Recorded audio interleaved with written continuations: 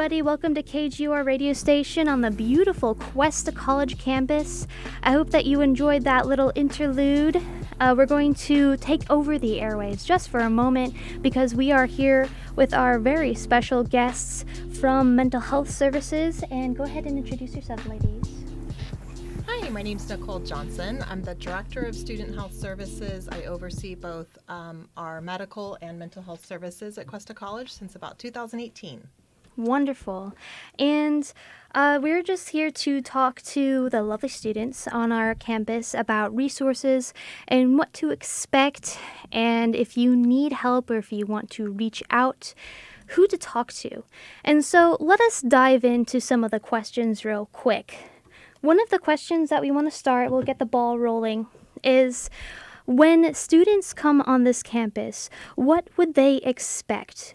For a student through the eyes of just a new student or someone who maybe has gone throughout their life without really understanding what therapy is like, what advice would you give them through the eyes of that student? They walk on the campus, they're coming from the parking lot, having a bad day, just really need a pick-me-up. Where do they go? So I want to introduce also Dr. Ashley Hart. I brought her along because she is our mental health professional within Student Health Services. She's our full-time therapist. And Ashley, do you want to take that one? Sure, yeah. So when people come to campus and they're having a bad day, whether you're new or you've been here for years, it's important that everyone feels like they have a safe place. And the Student Health Center is one of those places where you can come and you can talk to someone. And if it's an immediate need, say you're thinking, gosh, I just don't know what to do. I'm not feeling well enough to go to class, right? Maybe we're having some of those bigger, darker thoughts. That's when you come to us, tell us, hey, I need some support. And we'll provide that introduction to our services and say, okay, this is how it works, right? A simple form to let us know who you are, to see, what therapist is available. We have multiple therapists in the center. And then if it's something that can wait too, getting you hooked up with services and schedule it with a therapist, you get 8 sessions per semester, which is a great opportunity, right, to do some really good work and get that support that helps you be successful as a student. Yes, and that's wonderful, absolutely wonderful that that's even provided. A question that I want to ask for students that are reoccurring, when do you really think was the year of which people started to embrace mental health on this campus? I'm just curious. What year, because you said you've been here since 2018, when did you start? I started in the height of COVID 2020. That year, the year where people needed it the most. That year, definitely, but I think for all of time, people have struggled Yes. with mental health in terms of services on campus. Definitely, and I can speak a little bit more. I can't, without digging into my records, I can't tell you the exact year that we started offering on-campus services, but it's been somewhere around 15 years ago. The recognition was there that students need support with their mental health, and it was really seen within academic counseling because sometimes these things come up in that setting. So there was a therapist in academic counseling that was dual licensed, and they started spending some time in student health services doing mental health therapy in addition to their role as an academic counselor. And then as the need grew, the services grew. They started spending more and more time there, branched out and hired on additional staff, and started providing additional services based on that need. And, in the 2000s and probably for most of time, mental health was very misunderstood. Yeah. When I was a kid, I had therapy. I mean, who didn't? Right. Especially since that's when the need was really uprising, coming out of, the Cold War, which was, 40 years ago, but, it's a short distance if you think about it. And then the war in Afghanistan and 9/11, our generation currently right now was raised in a world where they had a lot of fear. Their parents were afraid, and that led to a lot of just they never understood it. I don't think anyone ever stood the reason why they were afraid. They just knew people were afraid, and because of that, they may struggle reaching out, may not really know that they can, but in the 2000s, I want to know, what would you say for people like, because mental health services is available to people of all ages. People come from, like maybe they're struggling with addiction and they want a better life. They want to stay clean, so they end up going to Cuesta College in their mid-30s. It's never too late to start over. And for those people that really don't know how to stay focused, to stay clean, for the older students on this campus who need just as much of a voice as everyone else, who were probably teenagers in the early 2000s or 90s, what advice would you give to them on how to take that step? And, because a lot of them are probably scared. They're around all these kids. They probably think, oh, well, I'm too old for this. But it's the opposite, and they're just as welcome to ask for mental health services. What advice would you give specifically to the older generation? Well, first, I would just congratulate them for coming back, recognizing that there's always a path forward. And so first, I would just want to congratulate them on that. One of the areas and things that we know are that, especially in the community college system, you're right, we have students of all ages, all backgrounds coming together. And that means we have to offer different types of services, right? It's not a one-size-fits-all. So while we have in-person therapy available, and any student is welcome to access that, we also have telehealth services, because some of our students that are coming back and are older are also working full-time jobs. They might be managing children in the home. So it can be a lot to find the time for therapy, right?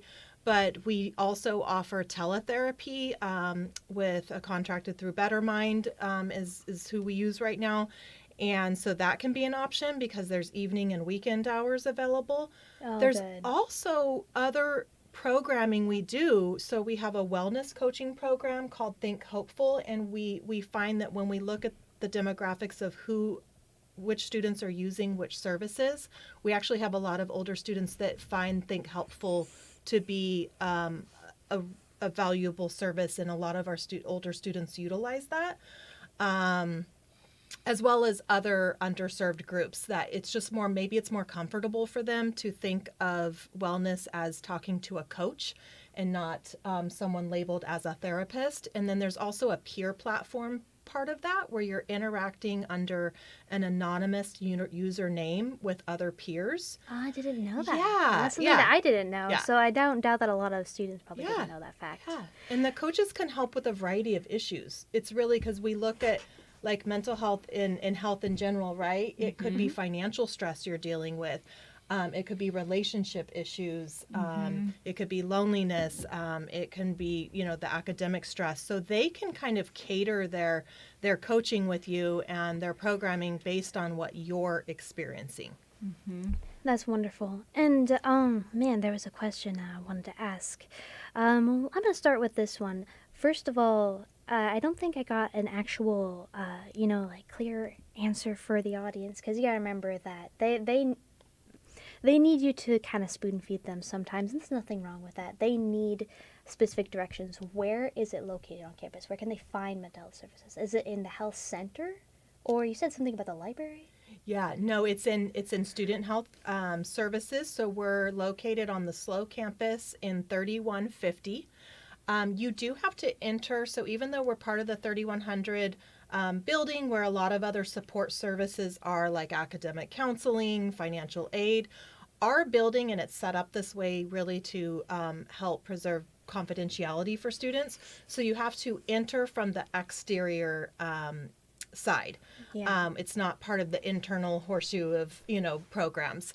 And then in the North County campus, we're located in that newest student center building. So we're kind of on the corner. So there's the main entrance, and if you go all the way to the opposite corner to the right there, there's a separate entrance, same thing, where you have to enter from the exterior, in 1013, but to be specific. But also check out our website, because our locations and hours and everything are on the website for both locations. So you don't have to memorize this right now. You can go to our website and look at our services and where we're located. And even sign up for services. Yeah, through the you health can even portal. sign up through the health portal online. So, Now, I also want to specify, because this place can be a labyrinth for new students who Yes. are joining us spring, fall, who, really just need somebody to like help them out and be that hand. So I know that student services is across from the cafeteria, from the cafeteria, right? Just kind of diagonal. Diagonal, yeah. And it's not next to that big clock. It's right under the clock. Mm-hmm. Yeah, on the other side of the library. So you're going to have to go around, I believe, just across from the music department. And don't be intimidated. Don't be shy, right? Yeah. Yeah. We have a sign out too, kind of in the walkway that says Student Health Services. Yes, we do. We put up like one of those sandwich signs because we recognize that it can be hard to find. A lot of students are here for late classes because they have day jobs. So what are the hours Monday through Friday and weekends? So we're not open on weekends. We are open for services until 4:30 p.m. Monday through Thursday. We operate off of a telehealth, so we do our telehealth appointments on Fridays. But this is also where that partnership with Better Mind comes in, because we recognize, some students need evenings and weekend appointments. We're a small center with just a few staff. We can't work all these hours, but what can we do? How can we help our students that need those evening and weekend hours? And so that is where there are mental health services available evenings and weekends through Better Mind. Okay. And for a student that needs help now, like for someone just like, maybe I didn't want to admit that I needed help, but, right now, maybe it's towards the end of the day, I just need to see somebody. I need to walk in. Can they do that? Can they walk in around noon? Maybe they can hold off until the next day around noon, and they can walk in. They can just walk in and get help. They can walk in and get help. Yeah. And what that looks like, we have a screening form, because if someone comes in crisis needing something now, there are things we want to look for to make sure that this person sees someone that same day. So some of those things that we look for, of course, is thoughts of harming themselves or someone else, a substance abuse problem that seems out of control, a recent experience of domestic violence. We want to make sure this person is safe and can get to a safe place if they need. A recent unwanted experience, sexual encounter. I was about to say, among female students and also LGBT students, because of the state of the world right now, they're so vulnerable, and the statistics have increased. A lot of students don't feel like they'll be believed. Maybe they'll turn to the police brush them off. Even though police in slow, because there's just not much crime that they talk about, they don't really have much to do, but sometimes there could be someone that doesn't believe them. And because of that, they're discouraged from speaking up, and they can always speak up here. They can speak up here. Yeah, maybe you want to speak to what that looks like in the therapy space. Yeah, I think that our number one priority is to keep students safe. And so as a licensed therapist, I'm going to be assessing for what that means for this particular student, if there are any risk factors or immediate concerns.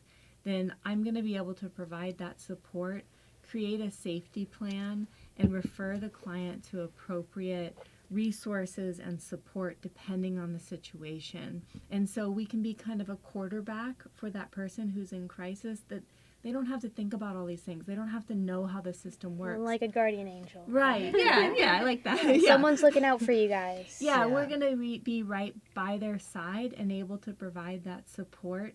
And then we're going to be able to provide that follow-up. So let's say they're in a safe place. We've got a good plan. Their friend, their family, their situation is such that they can leave the health center. And then we're going to be calling them the next day and checking in. We're going to be scheduling that follow-up appointment. We're going to be connecting them to the appropriate services in the community, which can be really overwhelming and confusing.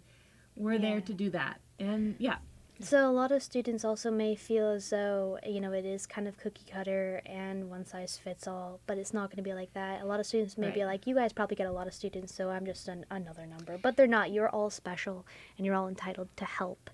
Another thing I wanted to ask about is, I've actually experienced this. I've had stalkers on campus, and I had a really bad stalker last year around this time that I was afraid of seeing. Sometimes after a bad experience with these people, they feel like they have to go to class. They have to, especially if they're behind on assignments and they have to see this person. But I know I was protected by this college because I spoke out and I contacted everybody, and this person I have now have a no contact order against. And so if they experience this assault, maybe before or after class, on campus, outside of campus, and they don't want to see this person, even if they have the same class, or how do they find protection from this person? How do they communicate that with the professor? And how can we make sure that they don't have to interact with them? Without maybe dropping the class, but this person, they don't want to see them. And they have to see them, they have to go to class, but sometimes it was so traumatic that they just can't. How We do they definitely find looked through that. protection? Yeah, Like, turn to campus police, obviously, and they will help you, but like, how can you make sure that they won't have to ever see this person? So sometimes it's hard for students to go directly to police, or they don't know, is it appropriate, or should I not, right? And so we can be gatekeepers in the health center. If they come to us and tell us, I'm having this experience, we can facilitate that connection with the right kind of protective approach, give it with their permission. And in terms of on campus, I don't know, can you speak to that? Yeah, I mean, we have I'm glad that you had that Yeah, I good know. experience. I'm not glad Yeah. you had the experience, Yeah, I know, but I understand. I am glad that you can speak to the process and I that was brave. It took it me worked. years. It took me Yeah. years to Yeah. say anything. Yeah. So what I can say as, an administrator on the campus is we don't want any student to feel unsafe. And there are a lot of protective measures. And so what we're talking about right now is really multi-layered. It could be something where there's an uncomfortableness with an interaction. Maybe we need to talk about that and look at that all the way to someone is being harassed, or maybe there's been, a significant issue where, I mean, obviously for you have a protective order now, right? That takes a level. There's a threshold to meet that. So, so we can certainly walk you through what those steps are, what your options are. We also have special confidentiality protections in the health center that no one else on this campus has. So I say that they won't tell anybody. They won't tell the person that did it to them. They're not going to tell anyone. It is strictly just one-on-one. They can trust any safe limits space. to our confidentiality are shared with the student before they confide in us. Yeah, because you guys are mandatory reporters, right? Everybody in yeah. healthcare is. My mom is a mandatory reporter, and by being here on this campus, professors and I am a mandatory reporter. So if you're in danger or you're going to be hurt, we have to tell, by law, we have to tell the police, and they shouldn't be scared. So in terms of, I'll just speak for the therapist license, right, is that mandated reporting has to do with any threat or harm, neglect to a vulnerable person, a child, an elder, someone Animals, people. Well, I mean, like if they're I have being. to think about that. Yeah. Yeah. Well, yeah. So maybe I'll have to look into the animals. However, when it comes to the people, mandated reporting has to do with those vulnerable populations in terms of my license. Other limits of confidentiality are if we can't come up with that safety plan for someone who's having active suicidal thoughts. Yeah, like or plan. what if they're afraid of, like, they have so much to risk and they are thinking about harming themselves, but they have like classes, and they make a plan, like we're not just gonna tear them away in 5150. No, absolutely not. we don't the do that. goal the goal is always to work with the individual and access their strength and their resources to provide the support that they need and keep them safe. For the majority of the time, really the majority, when we develop a relationship with a student and we come up with that plan, students, people in general, right? We want to feel good. We want to live our lives. Yeah, we want to be happy. Everybody wants to be happy. Exactly. So once we kind of harness that hope and create that plan, then we can move forward in supporting. You said something that I wanted to go back to. Oh, in terms of classes and such, right? People have their lives, right? And they have lives outside of class too. I want to kind of say a 5150 is the most extreme in a situation where we just need more support. That person needs that support. And in most cases, we can find that support elsewhere. And one of the things we can do in the health center is we can, with their permission, communicate with professors, even maybe their place of work, right, that this person experienced something significant, and give that supporting documentation for an accommodation that's necessary. Yeah, and I know a lot of students have come to me and over the years, and they're scared to say anything, but they just need help. And maybe professors on campus, especially new ones, who, they're given training, but they really don't know how to handle these situations. If a student comes up to them and said, I want to hurt myself. Yeah. Like, what would you say to that student? How do they ask that from the professor? How do they even bring up that conversation? And for professors listening, how do you bring that up with a student if you're seeing the signs? Yeah. Well, in terms of for students, and I'd say for anyone, right, who's needing support, going to someone who they trust and feel comfortable with is ideal. But sometimes we don't have that privilege, and it's happening right there and then. Going up to a professor, and if you feel comfortable, right, saying, I'm struggling, I need support, I need to know where to go right now. And being more direct is what comes to my mind, because professors aren't necessarily therapists, right? And they may not know. However, there are things in place to support professors. Yes. So part of our role outside of these direct services that we've been speaking to, where we're directly working with students, another part of our role within student health services is to make our services available and accessible, right? And that's education. That's making sure that staff and faculty are aware of our services. So we do go over those during onboarding. We table, we're part of onboarding both on the employee side and student onboarding processes. So we're making faculty and staff aware.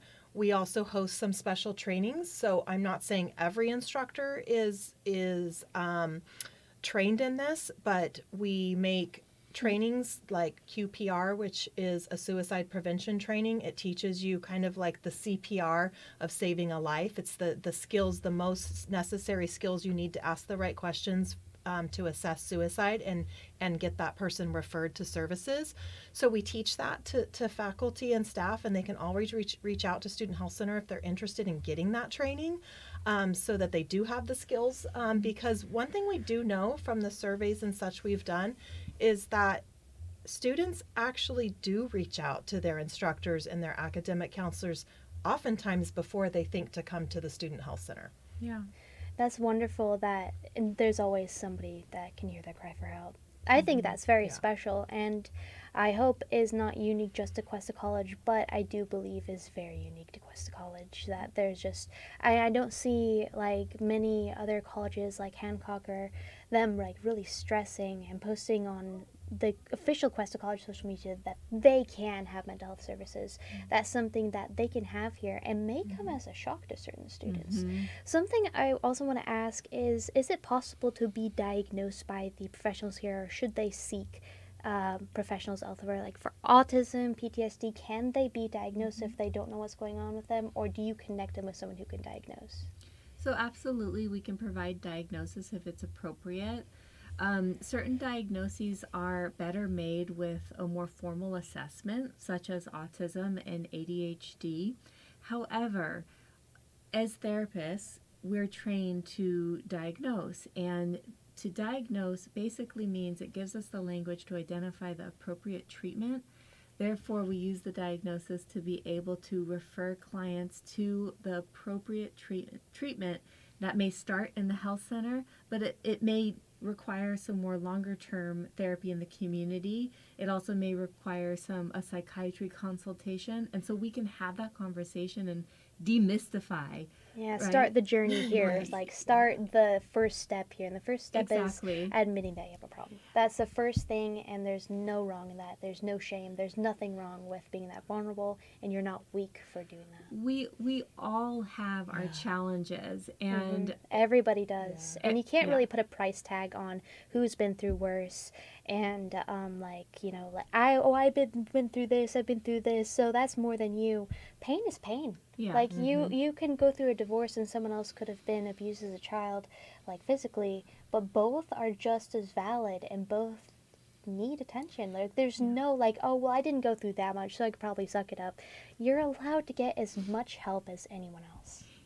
That's exactly right. And one of the great things about the health center, like we were saying, is it's just a great place to start. And we understand the setting of the community college and what it means to be a student that's working, a student that is a veteran who is coming from disadvantaged backgrounds, right? And so we can be that point of contact. And one of the most important parts of successful therapy, and I think your health journey, is having a positive relationship with your provider. And that's our number one priority. Yeah, and recognizing that, no, I don't think any one person or entity can help all facets of your life or challenges, right?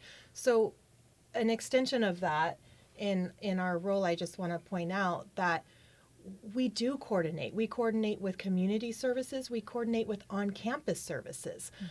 So while this might be our area of expertise and we're going to help you work through, let's say, some anxiety you're presenting with, it may also come out that you're having difficulties connecting to housing and financial aid.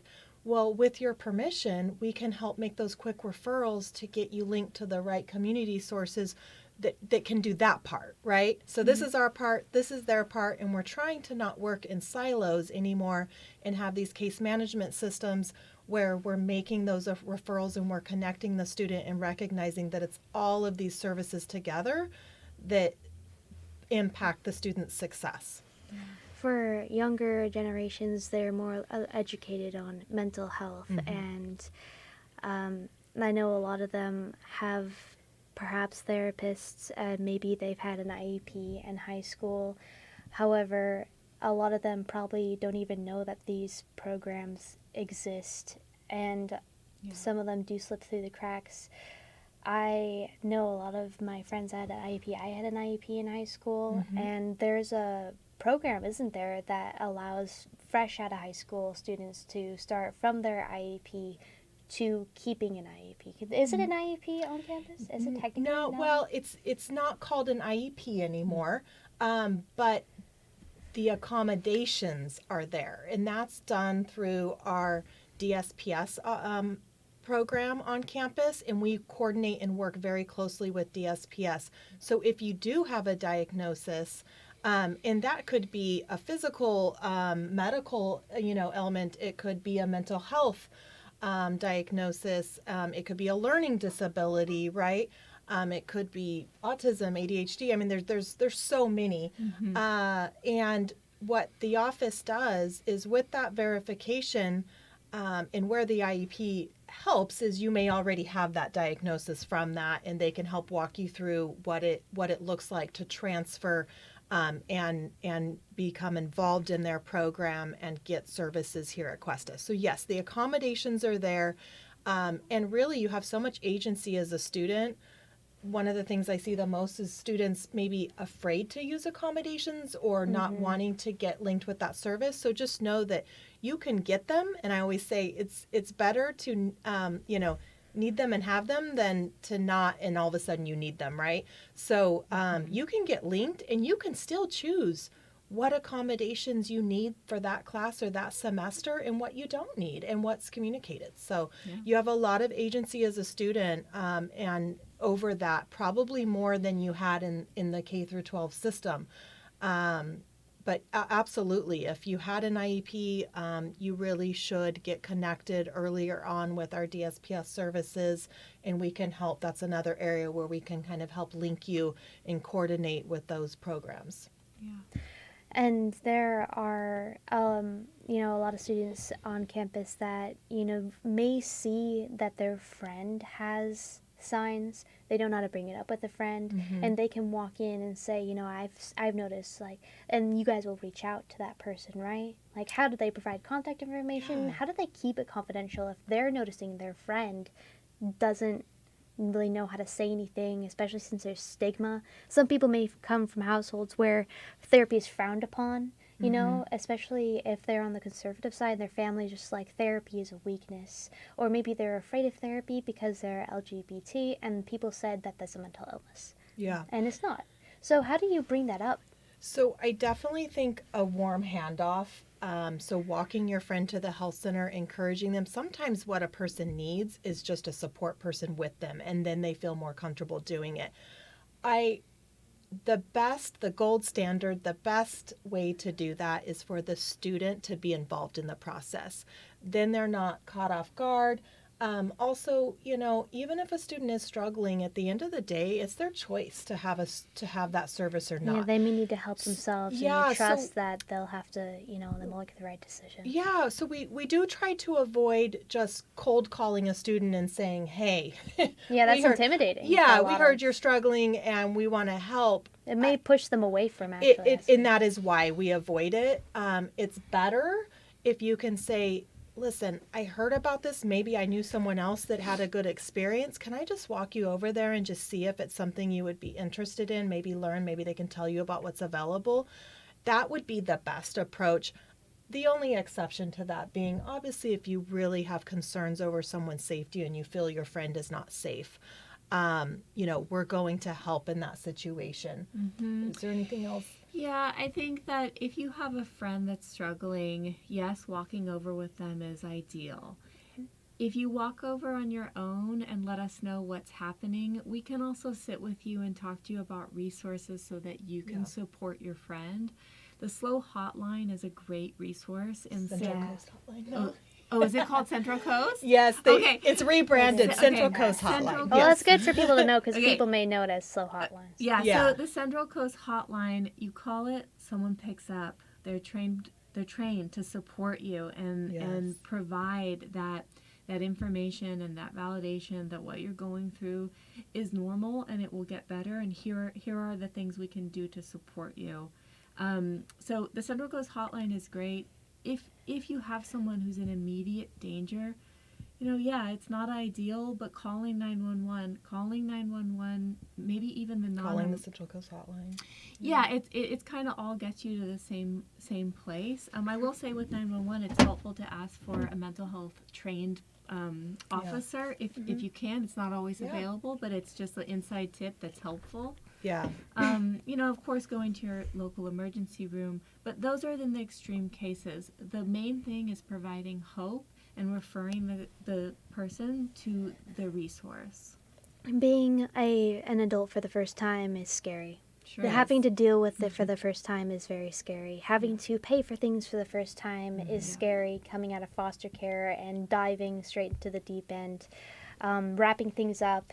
Because we're running short on time and I know you got places to be. But I'd like to say kind of what you're saying, though. I want to make it really clear that services at the health center are paid through the health fee, right? And they're free. And so I want that to be really, really clear, that they are free to students. And it is a huge benefit to have, I'll talk about therapy in this case, 8 free therapy sessions with a license. I'm a psychologist. Wow. We have wonderful. Part-time, marriage and family therapist. I supervise an associate. We have a physician assistant. We work have together some great with mental health. people, and we're there. And we want you to use us.